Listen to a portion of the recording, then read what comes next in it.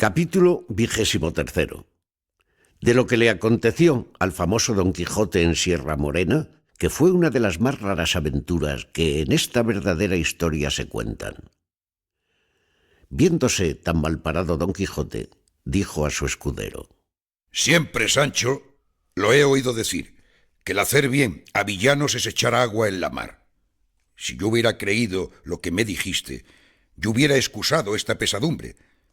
Pero ya está hecho, paciencia, y escarmentar para desde aquí adelante. Así escarmentará vuestra merced, como yo soy turco.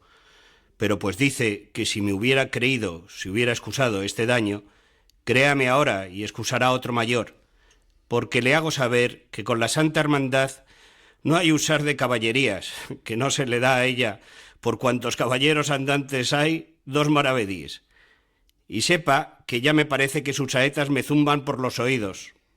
Naturalmente eres cobarde, Sancho, pero porque no digas que soy contumaz y que jamás hago lo que me aconsejas, por esta vez quiero tomar tu consejo y apartarme de la furia que tanto temes. Mas ha de ser con una condición, que jamás, en vida ni en muerte, has de decir a nadie que yo me retiré y aparté de este peligro de miedo, sino por complacer a tus ruegos, que si otra cosa dijeres, mentirás en ello, y desde ahora para entonces, y desde entonces para ahora, te desmiento, y digo que mientes y mentirás todas las veces que lo pensares o lo dijeres, y no me repliques más, que en solo pensar que me aparto y retiro de algún peligro, especialmente de este, que parece que lleva algún no es de sombra de miedo, estoy ya para quedarme, y para aguardar aquí solo, no solamente a la Santa Hermandad que dices y temes, sino a los hermanos de las 12 tribus de Israel, y a los 7 macabeos, y a Cástor, y a Pólux, y aun a todos los hermanos y hermandades que hay en el mundo. Señor, que el retirar no es huir, ni el esperar es cordura, cuando el peligro sobrepuja a la esperanza, y de sabios es guardarse hoy para mañana, y no aventurarse todo en un día. Y sepa que, aunque zafio y villano, todavía se me alcanza algo de esto que llaman buen gobierno. Así que no se arrepienta de haber tomado mi consejo, sino suba en Rocinante, si puede, o si no, yo le ayudaré. Y sígame, que el caletre me dice que hemos menester ahora más los pies que las manos. Subió Don Quijote sin replicarle más palabra, y guiando Sancho sobre su asno, se entraron por una parte de Sierra Morena, que allí junto estaba, llevando Sancho intención de atravesarla toda e ir a salir al Viso o a Almodóvar del Campo, y esconderse algunos días por aquellas asperezas, por no ser hallados si la Santa Hermandad los buscase. Animóle a esto haber visto que de la refriega de los galeotes se había escapado libre la despensa que sobre su asno venía, cosa que la juzgó a milagro, según fue lo que llevaron y buscaron los galeotes. Así como Don Quijote entró por aquellas montañas, se le alegró el corazón, pareciéndole aquellos lugares acomodados para las aventuras que buscaba. Reducíansele a la memoria los maravillosos acaecimientos que en semejantes soledades y asperezas habían sucedido a caballeros andantes.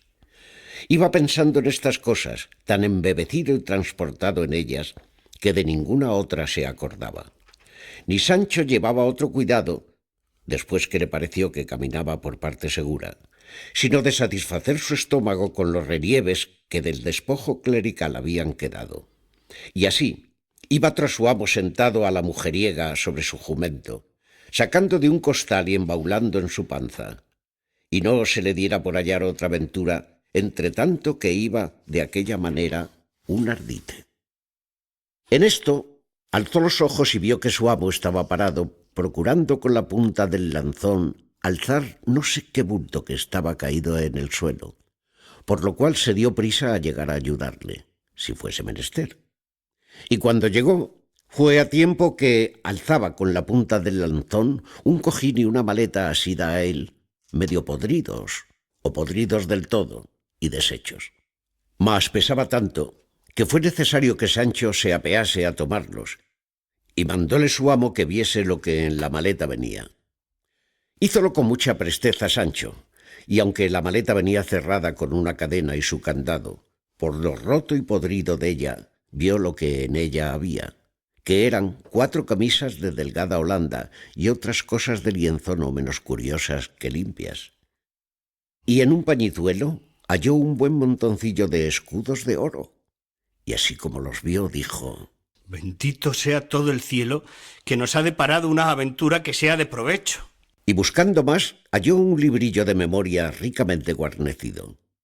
Este le pidió Don Quijote, y mandóle que guardase el dinero y lo tomase para él.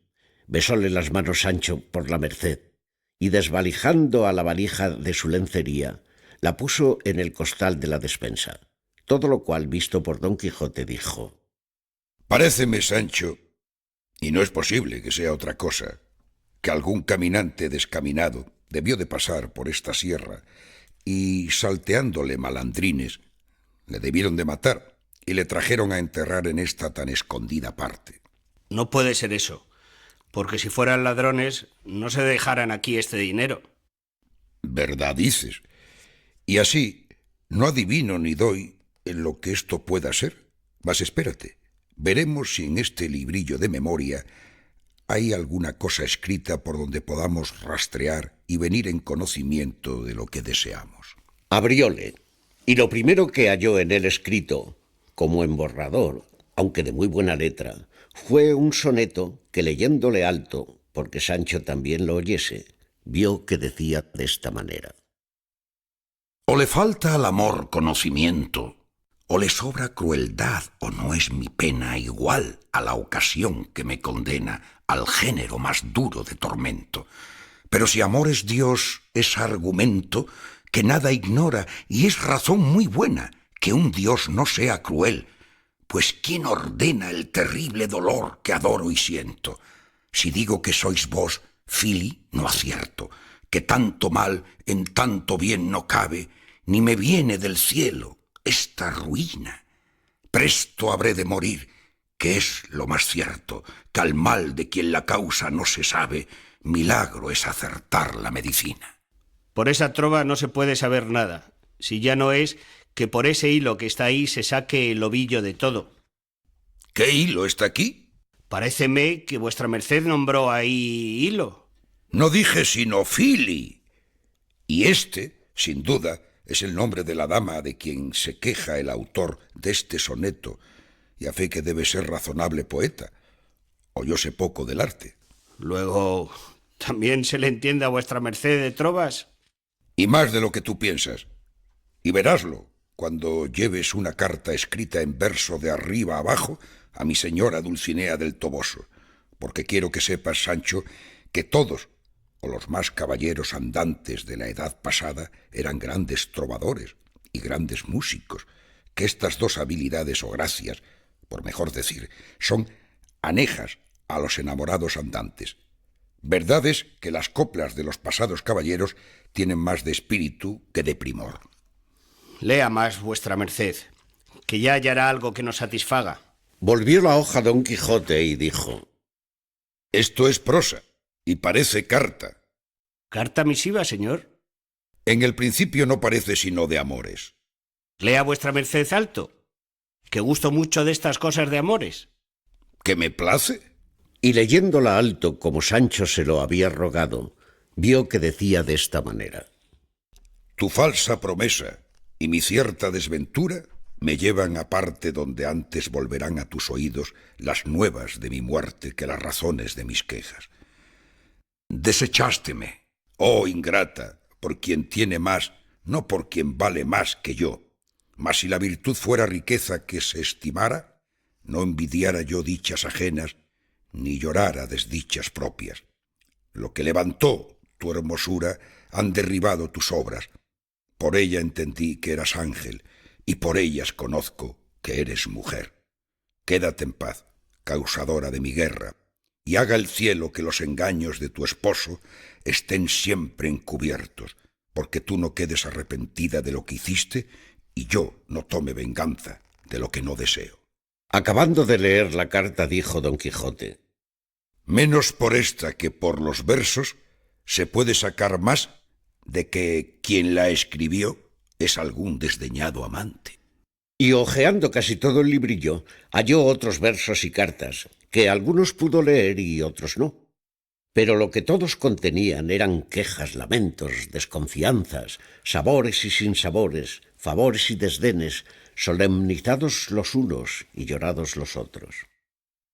En tanto que don Quijote pasaba el libro, pasaba Sancho la maleta, sin dejar rincón en toda ella, ni en el cojín, que no buscase, escudriñase o inquiriese, ni costura que no deshiciese, ni vedija de lana que no escarmenase, porque no se quedase nada por diligencia ni mal recado. Tal golosina habían despertado en él los hallados escudos, que pasaban de 100, y aunque no halló más que lo hallado, vio por bien empleados los vuelos de la manta, el vomitar del brebaje, las bendiciones de las estacas, las puñadas del arriero, la falta de las alforjas, el robo del gabán y toda la hambre, sed y cansancio que había pasado en servicio de su buen señor, pareciéndole que estaba más que re bien pagado con la merced recibida de la entrega del hallazgo. Con gran deseo quedó el caballero de la triste figura de saber quién fuese el dueño de la maleta, conjeturando por el soneto y la carta, por el dinero en oro y por las tan buenas camisas, que debía de ser algún principal enamorado, a quien desdenes y malos tratamientos de su dama debían de haber conducido a algún desesperado término. Pero como por aquel lugar inhabitable y escabroso no parecía persona alguna de quien poder informarse, no se curó de más que de pasar adelante, sin llevar otro camino que aquel que Rocinante quería, que era por donde él podía caminar, siempre con imaginación, que no podía faltar por aquellas malezas alguna extraña aventura. Yendo pues con este pensamiento, vio que por cima de una montañuela que delante de los ojos se le ofrecía, iba saltando un hombre, de risco en risco y de mata en mata, con extraña ligereza. Figurósele que iba desnudo, la barba negra y espesa, los cabellos muchos y rabultados, los pies descalzos y las piernas sin cosa alguna. Los muslos cubrían unos calzones, al parecer, de terciopelo leonado, mas tan hechos pedazos que por muchas partes se le descubrían las carnes. Traía la cabeza descubierta, y aunque pasó con la ligereza que se ha dicho, todas estas menudencias miró y notó el caballero de la triste figura. Y aunque lo procuró, no pudo seguille, porque no era dado a la debilidad de Rocinante andar por aquellas asperezas, y más siendo él de suyo pisacorto y flemático. Luego imaginó don Quijote que aquel era el dueño del cojín y de la maleta, y propuso en sí de buscalle, aunque supiese andar un año por aquellas montañas, hasta hallarle. Y así mandó a Sancho que se apease del asno y atajase por la una parte de la montaña, que él iría por la otra, y podría ser que se topasen, con esta diligencia, con aquel hombre que con tanta prisa se les había quitado de delante. No podré hacer eso, porque en apartándome de vuestra merced, luego es conmigo el miedo, que me asalta con 1000 géneros de sobresaltos y visiones, y sírvale esto que digo de aviso, para que de aquí adelante no me aparte un dedo de su presencia. Así será, y yo estoy muy contento de que te quieras valer de mi ánimo, el cual no te ha de faltar, aunque te falte el ánima del cuerpo, y vente ahora tras mí poco a poco, o como pudieres, y haz de los ojos linternas. Rodearemos esta serrezuela, quizá toparemos con aquel hombre que vimos, el cual, sin duda alguna, no es otro que el dueño de nuestro hallazgo. Harto mejor sería no buscalle, porque si la hallamos, si acaso fuese el dueño del dinero, claro está que lo tengo que restituir, y así fuera mejor, sin hacer esta inútil diligencia, poseerlo yo con buena fe, hasta que, por otra vía menos curiosa y diligente, pareciera su verdadero señor y quizá fuera a tiempo que lo hubiera gastado, y entonces el rey me haría franco. Engáñaste en eso, Sancho, que ya que hemos caído en sospecha de quién es el dueño, cuasi delante, estamos obligados a buscarle y volvérselos, y cuando no le buscásemos, la vehemente sospecha que tenemos de que él lo sea nos pone ya en tanta culpa como si lo fuese. Así que, Sancho amigo, no te dé pena el buscalle, por la que a mí se me quitará si le hallo. Y así picó a Rocinante y siguióle Sancho con su acostumbrado jumento. Y habiendo rodeado parte de la montaña, hallaron en un arroyo, caída, muerta y medio comida de perros y picada de grajos, una mula ensillada y enfrenada. Todo lo cual confirmó en ellos más la sospecha de que aquel que huía era el dueño de la mula y del cojín. Estándola mirando, oyeron un silbo como de pastor que guardaba ganado, y a deshora, a su siniestra mano, parecieron una buena cantidad de cabras, y tras ellas, por cima de la montaña, pareció el cabrero que las guardaba, que era un hombre anciano. Dióle voces don Quijote y rogóle que bajase donde estaban. Él respondió a gritos que quién les había traído por aquel lugar, pocas o ningunas veces pisado, sino de pies de cabras o de lobos y otras fieras que por allí andaban. Respondióle Sancho que bajase, que de todo le darían buena cuenta. Bajó el cabrero y en llegando a donde estaba don Quijote, dijo: Apostaré que está mirando la mula de alquiler que está muerta en esa hondonada, pues a buena fe que haya 6 meses que está en este lugar. Díganme, ¿han topado por ahí a su dueño? No hemos topado a nadie, sino a un cojín y a una maletilla que no lejos de este lugar hallamos. También la hallé yo, respondió el cabrero. mas nunca la quise alzar ni llegar a ella, temeroso de algún desmán y de que no me la pidiesen por de hurto, que es el diablo sutil, y debajo de los pies se le levanta al hombre, cosa donde tropieza y calla, sin saber cómo ni cómo no. Eso mismo es lo que yo digo, que también lo hallé yo, y no quise llegar a ella con un tiro de piedra. Allí la dejé, y allí se queda como se estaba, que no quiero perro con cencerro. Decidme, buen hombre, ¿sabéis vos quién sea el dueño de estas prendas? Lo que sabré yo decir, Dijo el cabrero. es que habrá al pie de 6 meses, poco más o menos, que llegó a una majada de pastores que estará como 3 leguas de este lugar, un mancebo de gentil talle y apostura, caballero sobre esa misma mula que ahí está muerta, y con el mismo cojín y maleta que decís que hallastes y no tocastes. Preguntónos que cuál parte de esta sierra era la más áspera y escondida. Dijímosle que era esta donde ahora estamos, y es así la verdad, porque si entráis media legua más adentro, quizá no acertaréis a salir. Y estoy maravillado de cómo habéis podido llegar aquí, porque no hay camino ni senda que a este lugar encamine. Digo pues que, en oyendo nuestra respuesta el mancebo, volvió las riendas y encaminó hacia el lugar donde le señalamos, dejándonos a todos contentos de su buen talle y admirados de su demanda y de la prisa con que le veíamos caminar y volverse hacia la sierra. Y desde entonces nunca más le vimos, hasta que desde allí a algunos días salió al camino a uno de nuestros pastores, y sin decille nada se llegó a él y le dio muchas puñadas y coces, y luego se fue a la borrica del hato, y le quitó cuanto pan y queso en ella traía, y con extraña ligereza, hecho esto, se volvió a emboscar en la sierra. Como esto supimos algunos cabreros, le anduvimos a buscar casi 2 días por lo más cerrado de esta sierra, al cabo de los cuales le hallamos metido en el hueco de un grueso y valiente alcornoque. Salió a nosotros con mucha mansedumbre, ya roto el vestido y el rostro desfigurado y tostado de sol, de tal suerte que apenas le conocíamos, sino que los vestidos, aunque rotos, con la noticia que de ellos teníamos, nos dieron a entender que era el que buscábamos.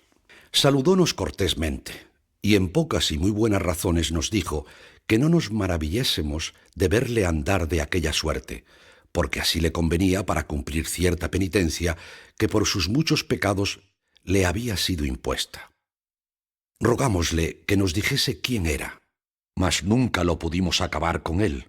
Pedímosle también que, cuando hubiese menester el sustento, sin el cual no podía pasar, nos dijese dónde le hallaríamos, porque con mucho amor y cuidado se lo llevaríamos, y que si eso tampoco fuese de su gusto, que a lo menos saliese a pedirlo, y no a quitarlo a los pastores. Agradeció nuestro ofrecimiento, pidió perdón de los asaltos pasados, y ofreció de pedillo de allí adelante, por amor de Dios, sin dar molestia alguna a nadie. En cuanto lo que tocaba a la estancia de su habitación, dijo que no tenía otra que aquella que la ocasión le ofrecía, donde le tomaba la noche, y acabó su plática con un tan tierno llanto que bien fuéramos de piedra los que escuchado le habíamos si en él no le acompañáramos, considerando cómo le habíamos visto la vez primera y cuál le veíamos entonces, porque, como tengo dicho, era un muy gentil y agraciado mancebo, y en sus corteses y concertadas razones mostraba ser bien nacido y muy cortesana persona, que, puesto que éramos rústicos los que le escuchábamos, su gentileza era tanta que bastaba a darse a conocer a la misma rusticidad. Y estando en lo mejor de su plática, paró y enmudecióse. Clavó los ojos en el suelo por un buen espacio, en el cual todos estuvimos quedos y suspensos, esperando en qué había de parar aquel embelesamiento, con no poca lástima de verlo. Porque, por lo que hacía de abrir los ojos, estar fijo mirando al suelo, sin mover pestaña gran rato y otras veces cerrarlos, apretando los labios y enarcando las cejas, fácilmente conocimos que algún accidente de locura le había sobrevenido. Mas él nos dio a entender presto ser verdad lo que pensábamos, porque se levantó con gran furia del suelo donde se había echado, y arremetió con el primero que halló junto a sí, con tal denuedo y rabia que si no se le quitáramos, le matara a puñadas y a bocados. Y todo esto hacía diciendo: «Ah, fementido Fernando, aquí me pagarás la sinrazón que me hiciste. Estas manos te sacarán el corazón, donde albergan y tienen manida todas las maldades juntas, principalmente la fraude y el engaño».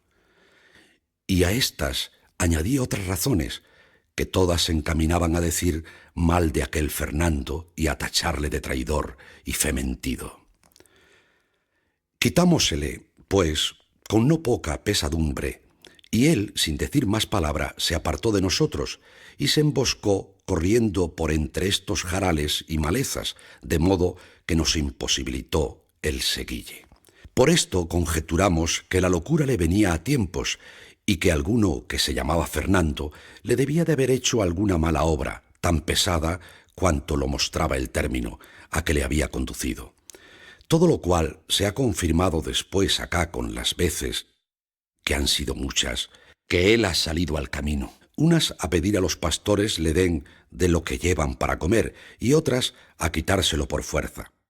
Porque cuando está con el accidente de la locura, aunque los pastores se lo ofrezcan de buen grado, no lo admite, sino que lo toma a puñadas, y cuando está en su seso, lo pide por amor de Dios, cortés y comedidamente, y rinde por ello muchas gracias, y no con falta de lágrimas. Y en verdad os digo, señores, que ayer determinamos yo y 4 zagales, los 2 criados y los 2 amigos míos, de buscarle hasta tanto que le hallemos, y después de hallado, ya por fuerza, ya por grado, le hemos de llevar a la villa de Almodóvar, que está de aquí 8 leguas, y allí le curaremos, si es que su mal tiene cura, o sabremos quién es cuando esté en su seso, y si tiene parientes a quien dar noticias de su desgracia. Esto es, señores, lo que sabré deciros de lo que me habéis preguntado, y entended que el dueño de las prendas que hallastes es el mismo que vistes pasar con tanta ligereza como desnudez. Que ya le había dicho don Quijote cómo había visto pasar aquel hombre saltando por la sierra, el cual quedó admirado de lo que al cabrero había oído, y quedó con más deseo de saber quién era el desdichado loco, y propuso en sí lo mismo que ya tenía pensado de buscalle por la montaña, sin dejar rincón ni cueva en ella que no mirase hasta hallarle. Pero hizo lo mejor la suerte de lo que él pensaba ni esperaba, porque en aquel mismo instante pareció por entre una quebrada de una sierra que salía donde ellos estaban el mancebo que buscaba, el cual venía hablando entre sí cosas que no podían ser entendidas de cerca, cuanto más de lejos.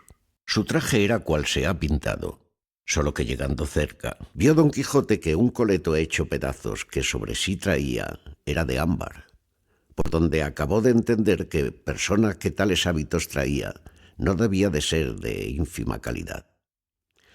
En llegando el mancebo a ellos, les saludó con una voz desentonada y bronca, pero con mucha cortesía. Don Quijote le volvió las saludes, con no menos comedimiento, y apeándose de Rocinante, con gentil continente y donaire, le fue a abrazar y le tuvo un buen espacio estrechamente entre sus brazos, como si de luengos tiempos le hubiera conocido.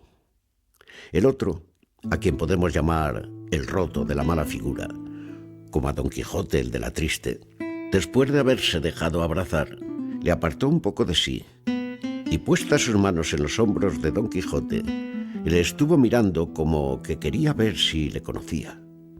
No menos admirado quizá de ver la figura, talle y armas de Don Quijote, que Don Quijote lo estaba de verle a él. En resolución, el primero que habló después del abrazamiento fue el roto, y dijo lo que se dirá adelante.